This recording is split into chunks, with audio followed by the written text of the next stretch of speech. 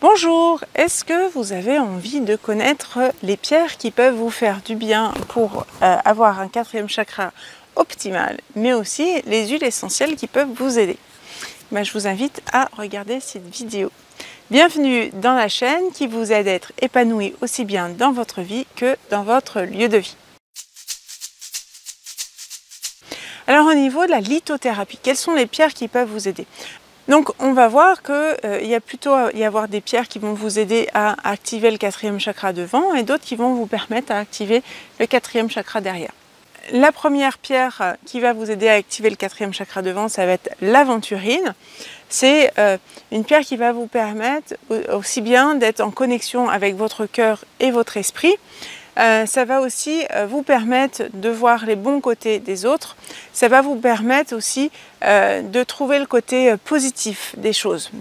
Donc si vous avez tendance à voir toujours le verre à moitié vide, je vous invite vraiment à voir l'aventurine. Et ça va vous aider vraiment à créer ce lien avec les autres, à aimer les autres. L'amazonite, elle, va vous permettre de vous apporter en fait de la tendresse. Va vous apporter aussi cette sensation de bonheur et aussi pareil de donner plus facilement en fait aux autres, parce que comme elle va vous donner cette tendresse à l'intérieur de vous, du coup vous allez pouvoir plus facilement la donner aux autres. Une pierre qui va vous aider à travailler sur le quatrième chakra derrière, ça va être l'opale rose. Cette pierre va vous vraiment, si vous avez un problème d'estime de soi, travailler avec cette opale rose. Si vous avez aussi un problème pour vous accepter tel que vous êtes, je vous invite vraiment à utiliser l'opale rose. Le quartz rose, lui, va vous donner vraiment de l'amour. Si vous avez du mal à vous aimer, je vous invite vraiment à utiliser le quartz rose. Et elle va aussi, pareil que l'amazonite, va vous donner beaucoup de tendresse. Donc, utilisez ce quartz rose si vous avez vraiment besoin de retrouver en fait un espace de cocooning. Au niveau de l'aromathérapie, je vous invite à utiliser soit l'huile essentielle de rose, soit la sauge. Donc pareil, vous pouvez soit l'utiliser en diffuseur ou vous pouvez aussi vous masser en fait en mettant quelques gouttes dans de l'huile d'amande douce et du coup vous pouvez vous masser au niveau de votre poitrine.